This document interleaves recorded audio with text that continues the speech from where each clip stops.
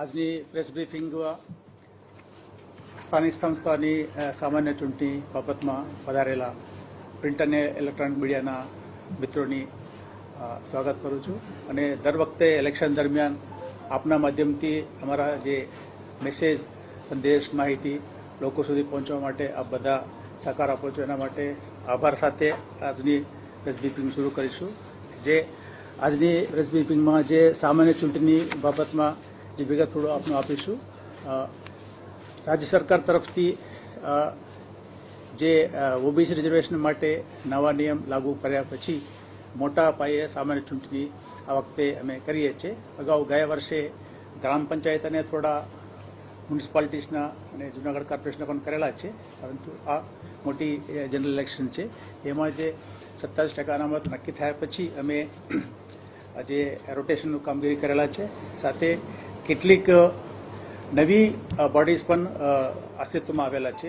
આપ જાણો છો, 9 મહાનગરપાલિકાઓ, 7 નગરપાલિકાઓ, 17 તાલુકા પંચાયત, એક જિલ્લા પંચાયત, એટલે જિલ્લા નવું બન્યું, એટલે જિલ્લા પંચાયત નવું એક બન્યું, અને કેટલાક લોકલ બોડીઝના હદમાં ફેરફાર થયેલા છે. એના કારણે જે સીમાંકન કરવું જરૂર પડે, એટલે મોટા પાયો લગભગ થોડા ઘણું છોડીને બાકી બધામાં પણ સીમાંકન સાથે રોટેશન પણ કરવામાં આવેલ છે. એની વિગત બધા આપને આપીશું. સાથે સાથે સામાન્ય ચૂંટણી બાબતમાં કઈ કઈ તૈયારી, થોડા અત્યારે પ્રાથમિક તૈયારી જે કરેલ છે એનું પણ આપનું વિગત આપીશું. જે અત્યારે જો સામાન્ય ચૂંટણી થવાનું છે 34 જિલ્લા પંચાયત, 34 જિલ્લા પંચાયત પૈકી એક નવા વાવ થરાડ નવા જિલ્લા પંચાયત છે, બાકી જિલ્લા જૂના છે. એ પૈકી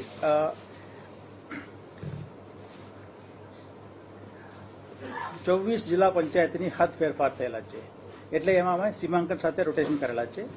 માત્ર 9 જિલ્લા પંચાયતમાં કોઈ હદમાં કોઈ ફેરફાર થયેલ નથી, એમાં ત્યાં માત્ર રોટેશન કરેલા છે. હવે કોર્પોરેશનની બાબત આવે, 17 મહાનગરપાલિકા પૈકી અત્યારે ગાંધીનગર અને જૂનાગઢનું ડ્યુ નથી, પરંતુ બાકી 15માં ડ્યુ છે. 15 પૈકી જે 6 મોટા કોર્પોરેશન છે જૂના, જે અમદાવાદ, સુરત, રાજકોટ, બરોડા, જામનગર, ભાવનગર, એમાં કોઈ હદ ફેરફાર થયો નથી, એટલે ખાલી એમાં રોટેશન જ કરેલા છે. અને આ ત્રીજું રોટેશન કરેલા છે, એટલે 2015થી લઈને જે આ ત્રીજું ઇલેક્શન છે, એટલે ત્રીજું રોટેશન કરેલા છે. પછી નગરપાલિકા 84 નગરપાલિકામાં સામાન્ય ચૂંટણી થાય છે.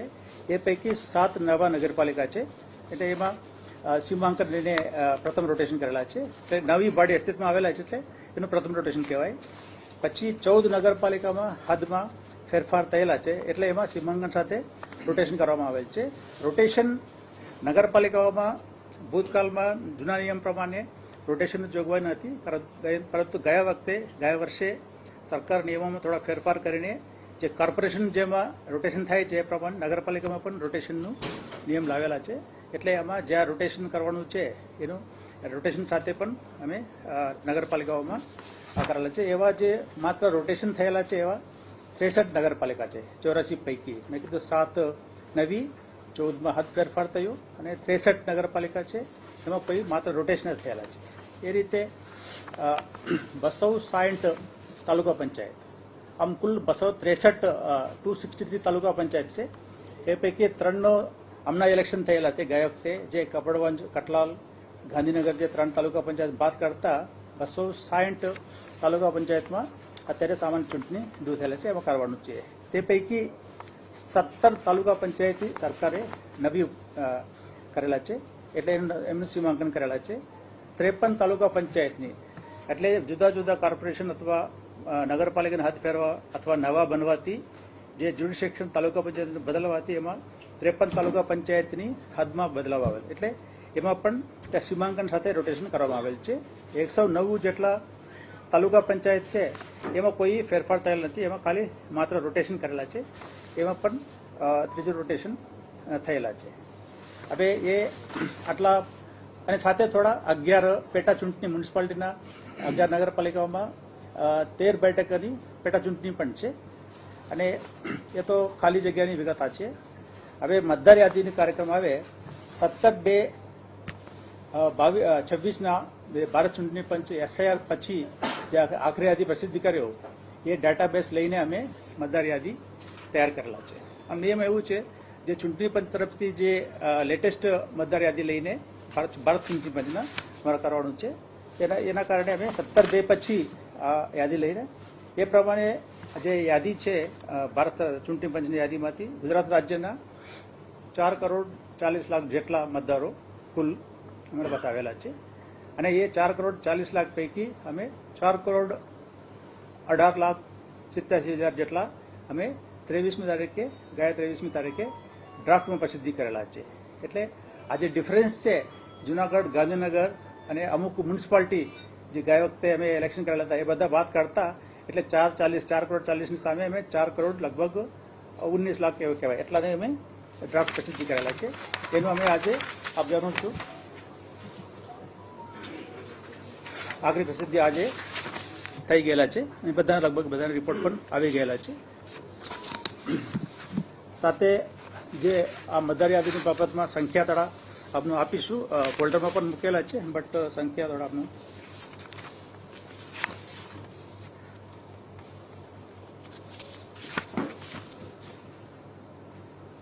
મ્યુનિસિપલ કોર્પોરેશન વિસ્તાર માટે જે અત્યારે આખરે પ્રસિદ્ધિ પછી જે સંખ્યા છે કુલ 1,10,00,000 જેટલા છે. એકચ્યુઅલ નંબર, એક્ઝેક્ટ નંબર તમને ફોલ્ડરમાં મળશે. મેલ આમાં છે 57 લાખ છે, ફિમેલ 53 લાખ છે. નગરપાલિકાઓમાં કુલ મતદાર છે 33,66,000 જેટલા છે. એ પૈકી મેલ મતદાર 17 લાખ છે, 17 લાખ પ્લસ છે, અને ફિમેલ છે 16,33,000 જેટલા છે. અને તાલુકા જિલ્લા પંચાયતમાં કુલ મતદાર છે 2,74,85,000 જેટલા છે. એ પૈકી મેલ છે પુરુષ 1,41,68,000, સ્ત્રી છે 1,33,17,000. એટલે આ તો એક જ છે, એમાં કોઈ અલગ નથી. ખાલી એમાં કહેવામાં તાલુકા જિલ્લા પંચાયત કહે છે જે રીતે અસમી લોકસભામાં કમ્બાઇન્ડ ઇલેક્શન થાય તો મતદાર એક એટલા એ પ્રમાણે. અને કુલ મતદાર છે પુરુષ મતદાર છે ગુજરાતમાં 2,16,17,000 છે. સ્ત્રી છે 2,02,72,000 જેટલા. અને અન્ય જે છે 965. એટલે કુલ મતદાર 4,18,91,000 જેટલા છે. થોડો નંબર છે એટલે એ નંબર કહેતા નથી. પછી 91 4,18,91,000 4,18,91,000 પ્લસ 700 જેટલું છે. એ બધા તમને પત્રક ફોલ્ડરમાં મૂકેલા છે. અને રિઝર્વેશન અનામતની બાબત આવે કુલ એટલે પેટા ઇલેક્શન, પેટા ચૂંટણી સિવાયની જે રેગ્યુલર સામાન્ય ચૂંટણી બોડીઝ છે, ઇન્સ્ટિટ્યુશન છે, કુલ 393. એટલે એમાં 15 મહાનગરપાલિકા, 84 નગરપાલિકા, 260 તાલુકા પંચાયત, 34 જિલ્લા પંચાયત, એ કુલ મળીને 393. એ પૈકી એની મતદાર મંડળ છે સંખ્યા, કુલ મતદાર મંડળ સંખ્યા 7,241. એ પૈકી 7,241. એ પૈકી મહાનગરપાલિકાની સીટોની સંખ્યા, મંડળની સંખ્યા 261. ધીમે ધીમે મહાનગરપાલિકા 261 મતદાર મંડળ, હા મતદાર મંડળ. નગરપાલિકા 656.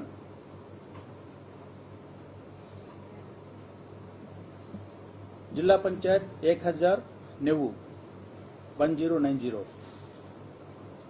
તાલુકા પંચાયત 5,234. 5234. કે એમાં બેઠકોની સંખ્યા થોડા ડિફરન્સ આવે છે, આપણને ખબર છે અર્બનના કારણે. કુલ બેઠકોની સંખ્યા 9,992. સીટો અર્બનમાં એકમાં 4 સીટો હોય ને એટલા બેઠકો. મતદાર મંડળ સંખ્યા અર્બનમાં એક વાર્ડ હોય 4 સભ્ય હોય ને. મતદાર મંડળ સંખ્યા 7,241. મતદાર બેઠકોની સંખ્યા 9,992. એમાં મહાનગરપાલિકાની બેઠકોની સંખ્યા 1,044. નગરપાલિકાની 2,624. 2624. જિલ્લા પંચાયત 1090. 1,090. તાલુકા પંચાયત 5234 5234 એ કુલ બેઠકોની સંખ્યા. એ પૈકી અનામતની સંખ્યા વાત કરીએ, પહેલા શેડ્યુલ કાસ્ટના, આદિમ જાતિના સામાન્ય સીટો કુલ કહું છું, બ્રેકઅપ પછી પત્રકમાં લઈ લીધા છે. 374 શેડ્યુલ કાસ્ટના સામાન્ય. શેડ્યુલ કાસ્ટના સ્ત્રી માટે 348 અનુસૂચિત જનજાતિ કુલ સામાન્ય સીટ 941, સ્ત્રીઓ માટે 827. પછાત વર્ગ સામાન્ય પછાત વર્ગને 1127, પછાત વર્ગ સ્ત્રી 1149. બિન અનામત એટલે બિન અનામતમાં સ્ત્રી સામાન્ય સ્ત્રી 2662, સામાન્ય એટલે બિન અનામત 2554. આ તો જિલ્લા, તાલુકા, મહાનગરપાલિકા, નગરપાલિકાનું ભેગું છે અને બ્રેકઅપ આપનો ફોલ્ડરમાં આપનું મૂકેલા છે. સીટની ડિટેલમાં બોડી વાઇઝ આપનું આજે કોર્પોરેશનના કેટલા છે, પંચાયતના કેટલા છે, અલગ આપનું પત્રકમાં મળી જાય છે. હવે આ ચૂંટણી, સામાન્ય ચૂંટણી કોર્પોરેશન, નગરપાલિકા, જિલ્લા, તાલુકા પંચાયતની ઈવીએમ મિશનથી કરવાનું છે. એટલે ઈવીએમની જે અર્બનમાં આપનું જાણો છો મલ્ટી ચોઇસ ઈવીએમ્સ વાપરવાનું છે કોર્પોરેશન અને મ્યુનિસિપાલિટીમાં. તાલુકા, જિલ્લા પંચાયતમાં સિંગલ ચોઇસ ઈવીએમ. એનું જે એફએલસી છે લગભગ પૂરા થવા માંડે છે કે 4-5 જિલ્લાનું બાકી છે. 2-3 દિવસમાં એ પૂરું થઈ જશે. અને કમિંગ ટુ ધી શેડ્યુલ એટલે જાહેરાત કરીએ છીએ એટલે આજથી આચારસંહિતા અમલમાં આવશે. જાહેરનામાનું તારીખ છે 6/4/26 એટલે સોમવારથી નોમિનેશન શરૂ થશે. ઉમેદવારી પત્ર ભરવાની છેલ્લી તારીખ છે 11/4 શનિવાર. ઉમેદવારી પત્રનો ચકાસણી માટેની તારીખ 13/4 એટલે સોમવાર. કહીશ સ્ટાર્ટિંગ ધીમે કહીશું. ચૂંટણીની જાહેરાત 1/4 એટલે આજે. જાહેરનામા ચૂંટણી નોટિસ પ્રસિદ્ધ કરવાની તારીખ 6/4/26 સોમવાર.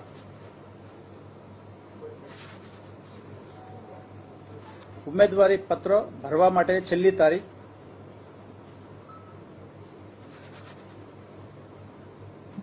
11/4/26 શનિવાર. ઉમેદવારી પત્ર ચકાસણી માટે તારીખ 13/4/26 સોમવાર.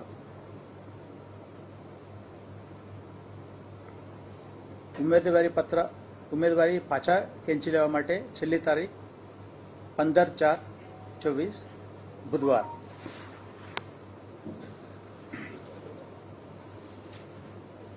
મતદાનની તારીખ 24/4/26 રવિવાર. સમય સવારના 7 વાગ્યાથી સાંજના 6 વાગ્યા સુધી.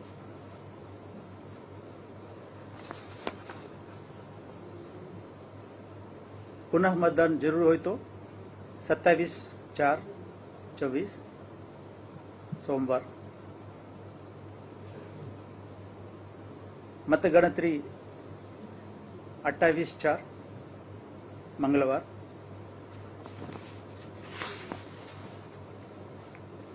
ચૂંટણી પ્રક્રિયા પૂર્ણ થવાની તારીખ 30/4/26.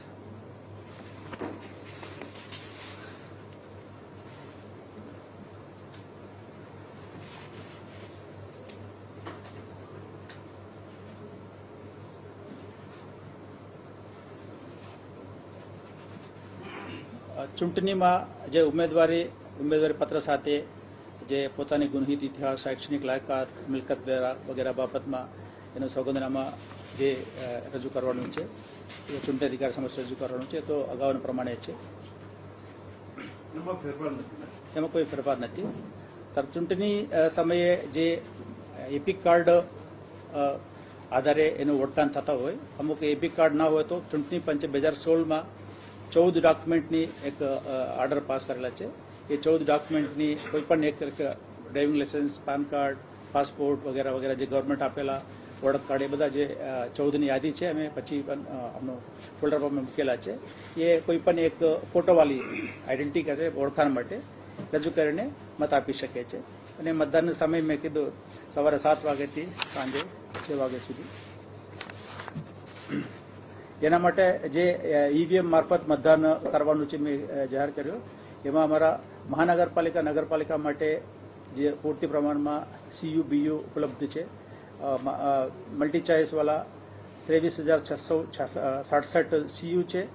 અને મલ્ટી ચોઇસ એટલે અર્બનમાં નગરપાલિકા કોર્પોરેશનમાં 4 મત આપવાનું છે ને એટલા માટે જે મિશન સીયુ છે 23,667 છે. અને બીયુ 667 23,667 સીયુ કંટ્રોલ યુનિટ કહેવાય. અને 47,000 multi choice 47,102 BU ballot unit છે. તાલુકા જિલ્લા પંચાયત માટે 23,665 સીયુ કંટ્રોલ યુનિટ,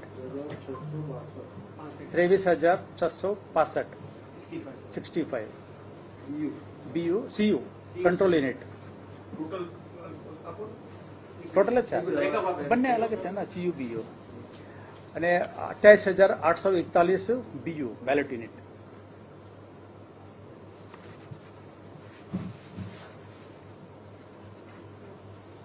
આ પૈકી આ વખતે રાજ્ય સરકારે મંજૂરી આપીને અમે અમુક જૂના મિશન થઈ ગયા એટલે અમે નવા મિશન ખરીદ કરેલા છે. એમાં 53,000 બીયુ, 48,000 સીયુ સિંગલ ચોઇસ વાળા મિશન,